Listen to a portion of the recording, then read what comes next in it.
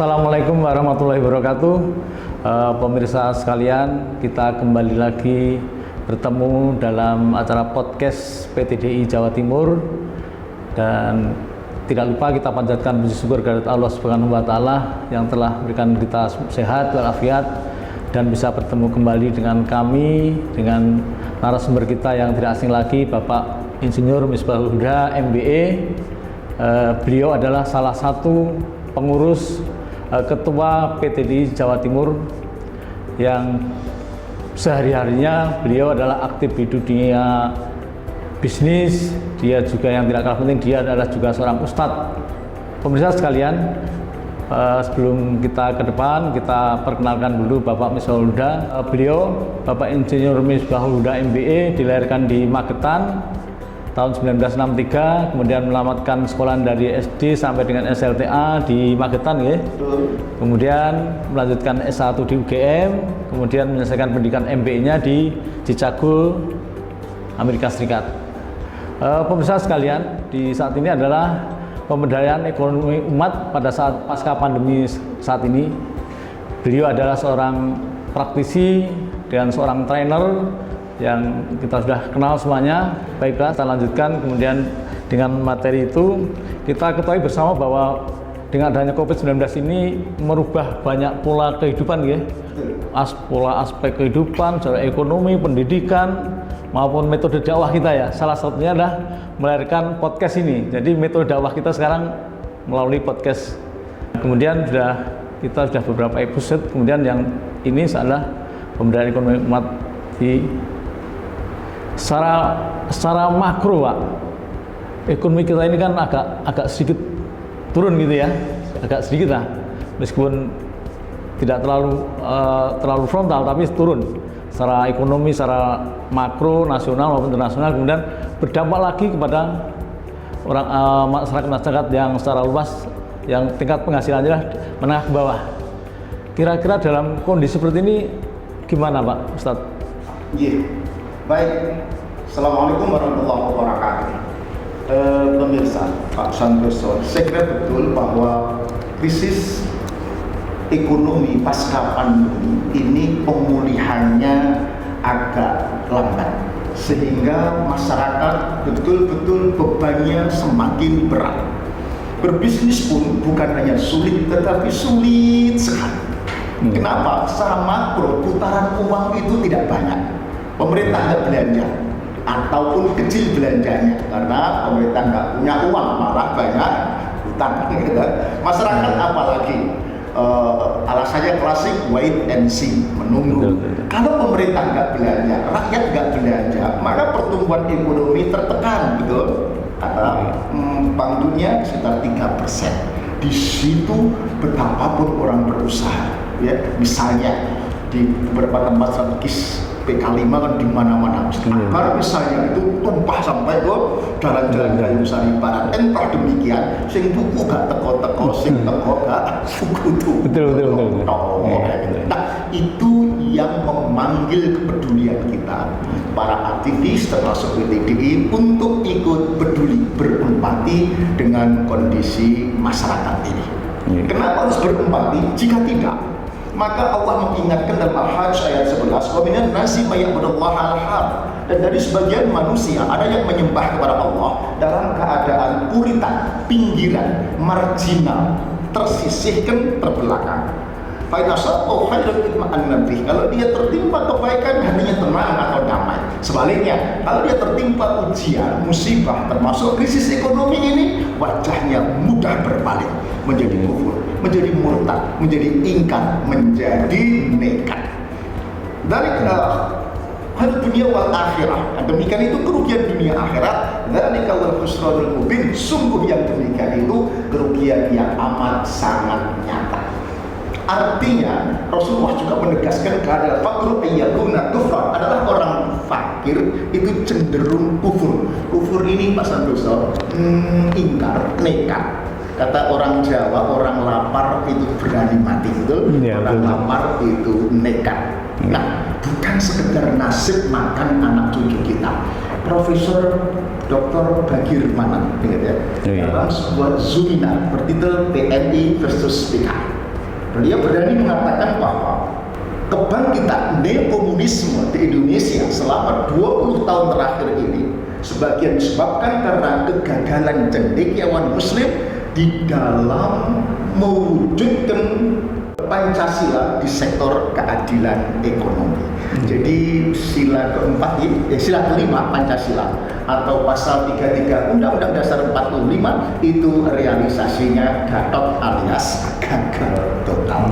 Itu yang membuat kenapa semakin berat. Nah, indikasi gagal total ini disampaikan oleh Buya Anwar Abbas ya, di depan Presiden RI, disebut dengan koefisien Gini rasio, masih kan?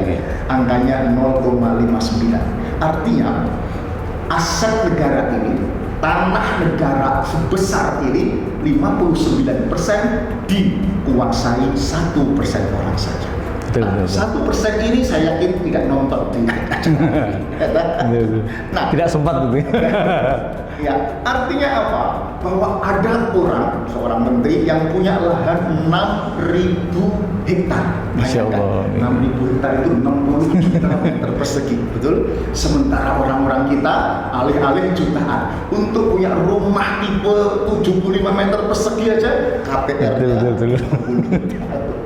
Faktanya begitu. Ini yang kemudian bukan hanya persoalan makan rakyat, anak-anak kita, tetapi ancaman bangkitnya neokomunisme yang mestinya memanggil kepedulian para aktivis dakwah dan pendidikan.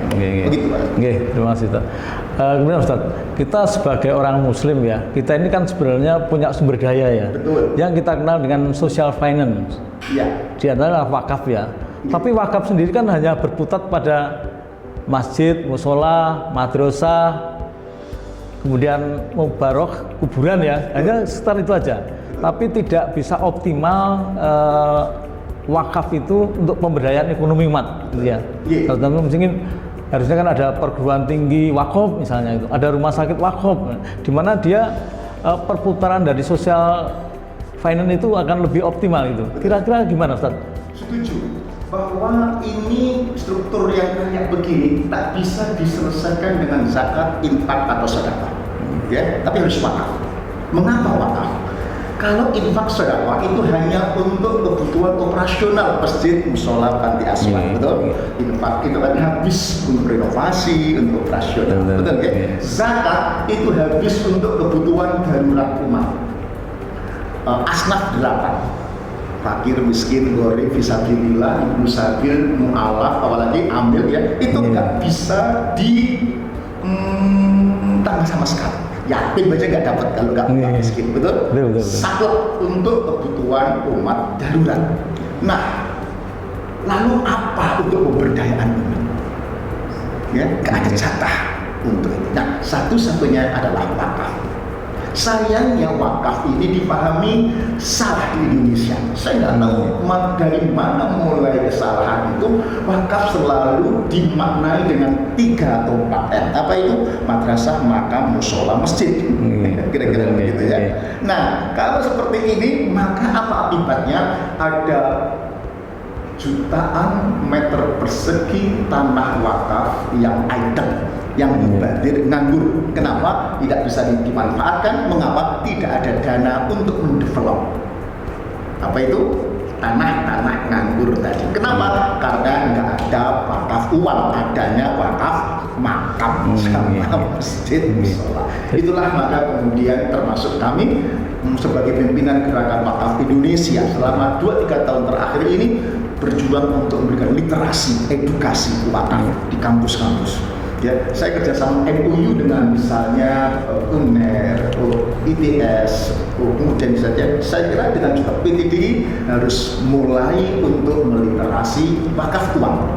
Untuk apa? Mendevelop, termasuk untuk memberikan modal para saudagar-saudagar. Nah, wakaf ini tidak bisa dibagi, tapi harus dikembangkan dulu, harus dibisniskan dulu, ya, diputar dulu untuk menggerakkan para saudagar, para pengusaha agar berdaya, baru kemudian hasil usahanya boleh dimanfaatkan untuk keperluan umat, untuk sedekah, untuk CSR dan macam-macam.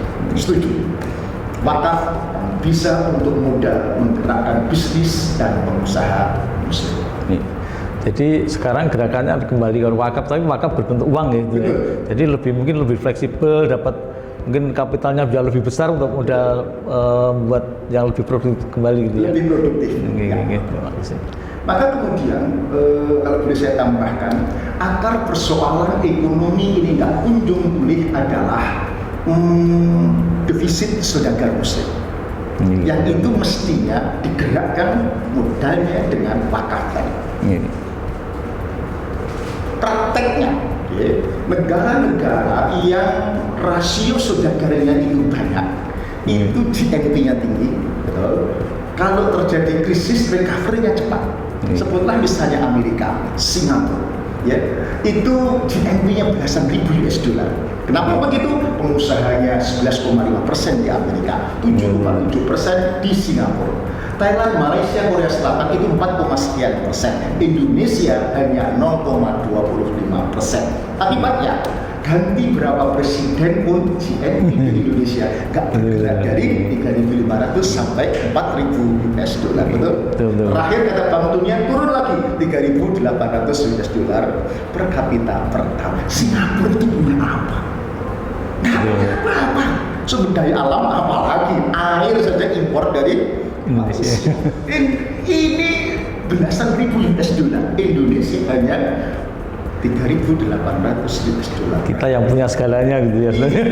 Makanya kemudian kenapa harus memperbanyak saudagar? Nah, modalnya didorong dengan wakaf. Faktanya begitu, tetapi sesungguhnya ini bukan barang baru, Pak Santoso. Kenapa Rasulullah itu saudagar, sukses sejak usia 17 tahun? Ini yang banyak orang tidak membaca. 6 tahun Rasulullah sudah belajar jual jasa gembala kambing, betul? 12 tahun lulus SD ikut berdagang sampai negeri Syam. Syam itu bukan pasar turi, ya. Syam itu 1000 km dari Mekah, naik unta. Lulus SD, 17 tahun lulus SMA, sudah menjadi fund manager regional trading company, punya kafilah Al-Amin yang dipercaya membawa dagangannya Bunda Khadijah Iran, Syria. Usia 25 tahun sudah menjadi saudagar yang kaya raya. Nah, itu Rasulullah. Banding dengan anak-anak kita lulus sekolah, lulus kuliah, bisa apa? Masih banyak yang bekerja di perusahaan odol, maksudnya odol-odol duit imam. Artinya bahwa Rasulullah saudagar, para sahabat bukan hanya belasan persen, 80% sahabat Nabi itu boro itu bahasa Arab.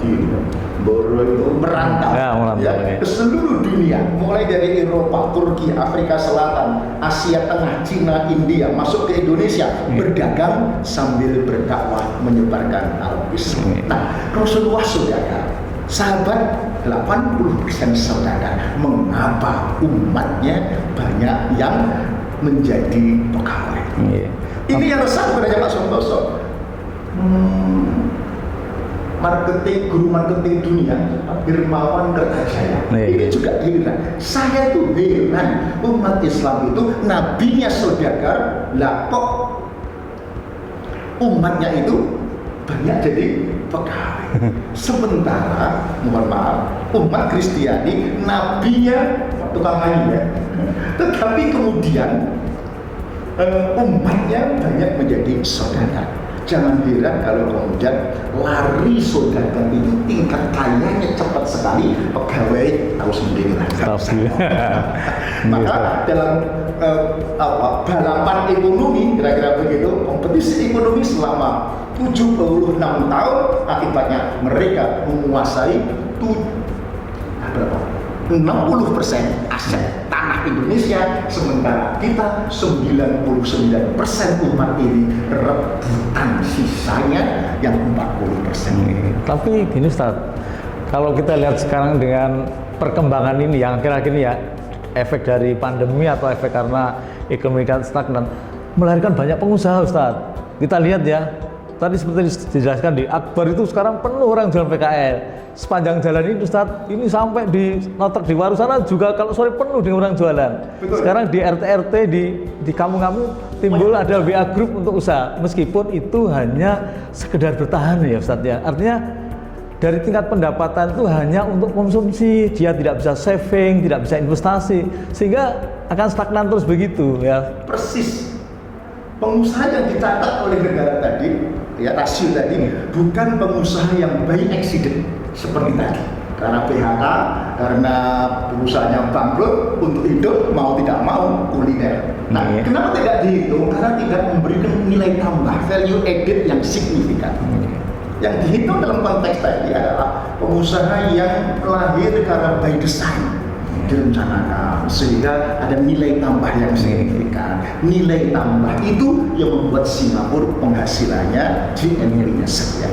Tapi kalau by accident kuliner apalagi gitu, itu kan keuntungannya hanya habis untuk konsumsi sehari-hari. Sepertinya meskipun jumlahnya UMK itu 60 juta tidak dihitung pada survei rasio tadi.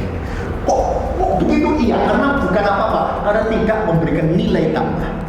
Ya, dari modal bahan baku jualan itu kan paling marginnya 20%, 10%, kira-kira gitu. Itu yang kemudian tidak memberikan nilai tambah bagi putaran uang. Tapi Cina beda kan, beda motor, mobil. Berarti dengan kondisi begini ini kehadiran pemerintah sangat diperlukan ya Ustaz, untuk memberikan berbagai macam supporting ya, baik akses permodalan misalnya, syarat kalau orang usaha kan harus punya modal, kemudian persyaratan juga harus ada ya, ada diperlunak gitu ya, syarat-syarat perlunak, cara pembayaran diperlunak, sehingga orang akan mampu berusaha ya. Kalau enggak, yang sudah bisa meningkatkan usahanya sehingga akan memberikan nilai tambah yang besar. Tetapi sepertinya kita tidak boleh terlalu berharap. Kenapa? Belum lama ada undang-undang yang sudah digedok, anggaran pemulihan ekonomi nasional ya, itu 250 sekian triliun mau dialokasikan untuk pemindahan ibu kota Nusantara. Artinya apa? Pemerintah tidak terlalu aware banget soal pemulihan ekonomi keadaan rakyat. Sampai minyak begitu ya, tidak bisa berbuat apa-apa gitu. Oleh karena itu maka bagi saya boleh berharap, jangan terlalu berharap. Allah menegaskan Innallaha la yughayyiru ma biqaumin hatta yughayyiru ma bi anfusihim. Allah tidak merubah nasib suatu kaum, komunitas kalau panjenengan tidak gigih berusaha untuk merubah nasib sendiri. Nasib sendiri itu yang saya sebut dengan kearifan lokal. Jangan berharap kepada pemerintah, faktanya seperti ini. Nah, kearifan lokal tadi misal bukan sekedar melahirkan para saudara muda, tetapi skill up. Skill up itu yang sudah berusaha, UMK itu diberikan edukasi, diberikan jaringan literasi, diberikan keahlian digitalisasi agar skill up itu nilai value added-nya naik, skill up itu jangkauan pasarnya juga meningkat. Nah, untuk itu perlu sinergi.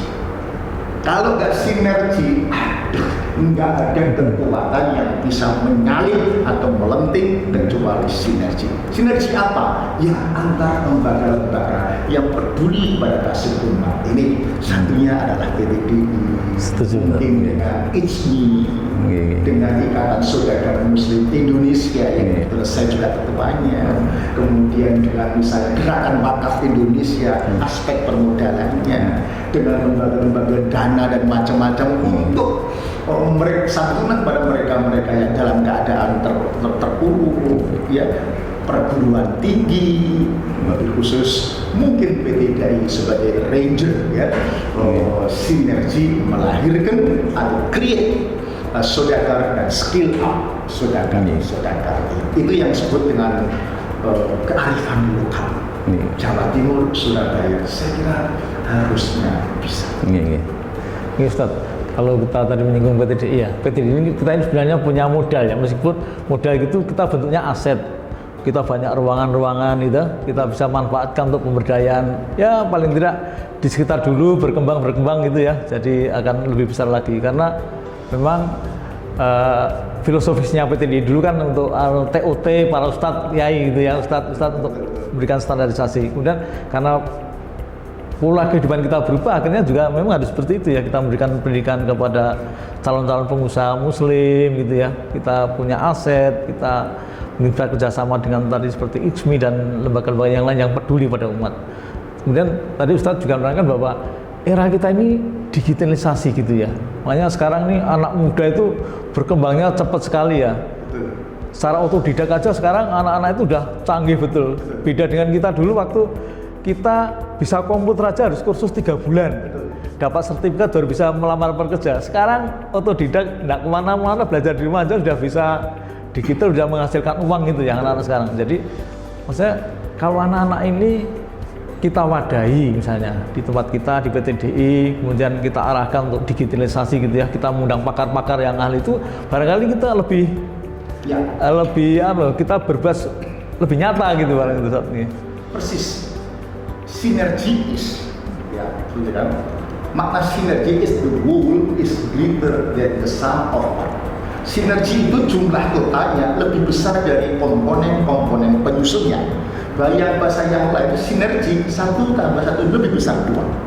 Ya, sinergi terjadi kalau ya orangnya 100, kekuatannya 1000. Seperti perang Badar. Pasukan 300 menang melawan 1000. Kenapa? Sinergi. Fokus ikut komando Rasulullah, tulus ikhlas karena Allah. Nah, gerakan ini harus mensyaratkan adanya tulus karena Allah, fokus ikut satu komando. Nah, oleh karena itu tidak kemudian PTDI boleh murid dewe, guru dewe, tempat dewe, enggak. Apa yang dimiliki PTDI? 1, ruangan. 2, modal kapital kan seberapa mungkin ya. 3 adalah para pengurus yang senior yang sudah mewakafkan ilmunya untuk adik-adik junior. Nah, baru kita sinergi ya dengan ISMI ya, yang juga banyak pelaku usaha berpengalaman yang juga ikhlas mewakafkan ilmunya untuk pengusaha-pengusaha muda. Oke? Kumpul. Ruangannya ada di sana. Sebagai ranger PTDI, cari muridnya siapa. Oke? Nah, muridnya ini saya kira banyak saudagar muda. Mulai dari wirausaha muda, mulai dari ISMI muda, kalau dia ada Jenpro, apalagi pokoknya usaha-usaha itu banyak yang bingung cari mentor. Mestinya ini siap untuk jadi pengusaha, mungkin etosnya yang masih belum dipenuhi, etikanya juga begitu. Ada guru-guru yang siap jadi mentor. Nah, ada tempat yang kemudian disisakan oleh PTDI, harusnya bisa dibawa. Siap. Betul ya? Betul. Asal sekali lagi jangan masing-masing minta panggung, ya sama PTDI. Tidak ketemu lagi. Iya, betul. Yang penting bukan panggungnya, yang penting bagaimana kita menjabat itu bermanfaat. Ya, saya yakin pengurus PTDI seusia saya, Prof. Dandi dan yang lain-lain itu sudah tidak waktunya cari panggung, akan panggung. Capek ya, tetapi banyak memberikan manfaat. Manfaat itu artinya, ya sudah, PTDI itu dimanfaatkan, ya guru-guru orang hebat itu dimanfaatkan, cari murid yang mau belajar. Memang Yun Sewu agak beda dikit Pak Santoso. Untuk saudagar bisnis ini nggak bisa ceramah. Iya, betul. Karena nggak bisa hanya kuliah, tetapi harus berguru pada orang yang berpengalaman. Namanya mentor. Kenapa? Kalau ceramah itu how to know, apa yang diketahui. Tetapi kalau berbisnis itu how to do, apa yang ia kerjakan. Harus praktek gitu ya. Nah, praktek ini harus ada mentor pendampingnya supaya nggak jatuh bangun, biaya try and error-nya menjadi sangat berat. Tapi ada mentor, hati-hati. Untuk memulai kamu harus market seperti apa, ya, kemudian produk seperti apa, rencana cash flow seperti apa, lalu risiko seperti seperti apa agar dipersiapkan mitigasi risiko. Oke. Itu karena itu yang bisa ngomong ya orang berpengalaman. Kalau tidak berpengalaman, tiba-tiba mulai bisnis jatuh bangun, tidak karu-karuan. Seperti lagu kita itu jatuh bangun. Begitu Pak. Terima kasih Ustaz. Ke depan barangkali tadi sudah kita singgung bahwa kita memang harus memulai gitu ya. Dan PTDI harus menjadi motor lah ya. Karena di situ banyak orang-orang hebat ya, termasuk Pak Uda ini kan ya praktisi, ya ustadz, ya trainer. Nah ini teman-temannya juga banyak sehingga bisa diajak bergabung di PTDI. Saya kira persis sekali. Monggo PTDI sebagai ranger, sebagai driver, sebagai motor, saya siap menjadi connecting community. Connecting people kan iklannya orang connecting community, mengkonektingkan antara ISWI ikatan persaudaraan haji, saya juga pengurusnya, apalagi dewan pakar beberapa saya juga begitu ya. Kemudian antar masjid saya siap ya. Kalau kemudian saya siap jadi itu, mungkin pengurus Pak Santoso siap menyiapkan tempat dan macam-macam. Saya kira Bismillah. Mari kita mulai agar tidak hanya mengeluh, memaki keadaan, karena itu pertanda kita tidak ridho atas keputusan Allah. Sebagai orang Islam, kita harus tetap maju, move on, ya, bekerja sambil berdoa. Pada para tafansop ila rabbika farghab. Terjemah bebas saya, pikirannya ubah, tangannya pola, hati ini sing mas. Jangan dibalik. Sikilnya tangannya pasrah, temu-temu, hati ini pola, terus nah itu berbalik semua ya. Jadi yang pasrah itu domain hati, domainnya pikiran itu pola, obah, domainnya tangan dan kaki itu pola untuk menjemput rezeki Allah. Pantaskan dirimu untuk mendapatkan rezeki yang terbaik dari Allah Subhanahu wa Ta'ala. Begitu Pak Santoso, Pak. Terima kasih Pak Uda atas kesempatan waktunya di sela-sela kesibukan, bisa menyempatkan memberikan motivasi pada kita semuanya. Mudah-mudahan amal beliau ini amal yang barokah dan terus berjalan. Terima kasih atas perhatiannya dan Assalamualaikum warahmatullahi wabarakatuh. Waalaikumsalam warahmatullahi wabarakatuh.